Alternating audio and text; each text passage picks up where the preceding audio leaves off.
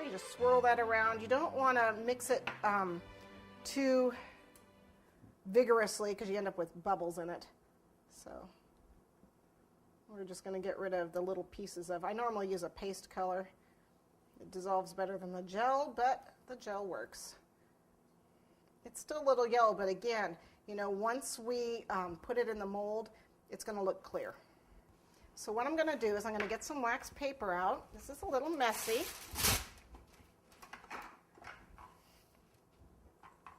And I'm actually going to get my one of my old brushes and pour it in. And this is enough to do, you know, 2 shoes. And I'm going to paint. Paint it up the sides. Let it coat really well. Make sure you don't get any bubbles. If you get bubbles, you can use the brush to pull them out. See, there's a bubble right here, and I can just pull it out. There's a bubble here, and just pull it out. Okay? So I can get nice, clear shoes. And the idea is that you want to get all the way up and a little over this edge. See how I'm painting over the edge here?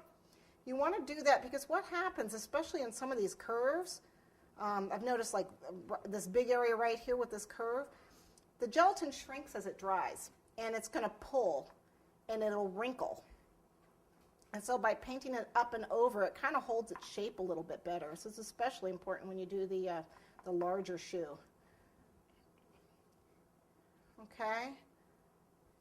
And I just let it coat. Make sure, like I said, you've got all the way up and over. See, I've painted over the edge.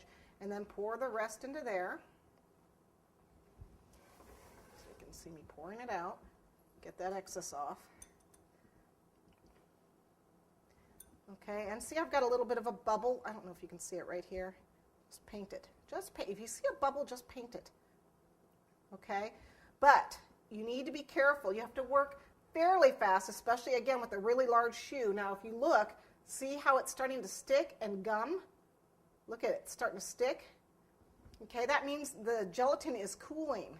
And once it starts to cool, you're not going to get nice, smooth. It's going to gum up on you. Look. It's getting gummy, and you're not going to get a nice smooth texture. So you want to work fairly fast, and then you want to just hold it upside down and let it just solidify for a few seconds. You don't want to put it on there. You actually want to put it on your cooling rack. You don't really want to lay it so that this extra part is flat, or it'll stick to whatever you've got it on. The cooling rack is best.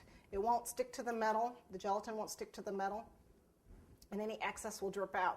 If you lay it this way, okay, what will happen is any excess gelatin will pool, and then you'll have yellow spots, okay? And you want to keep it as clear as possible.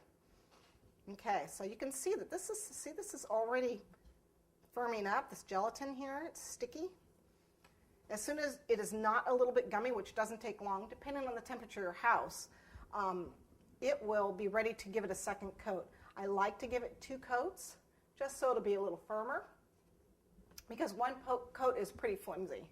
So we're going to give it 2 coats. When I'm able to touch it and don't feel that it'll be cold to the touch, but it won't really stick. Now it's sticking to my hand now, so I don't want to do the second coat just yet.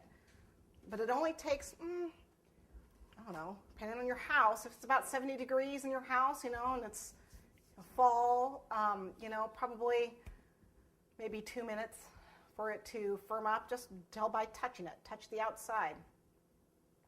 And don't be too concerned if you screw something up. Like I got a bubble in there, or accidentally, you know, touched it and dragged the brush and it got gummy.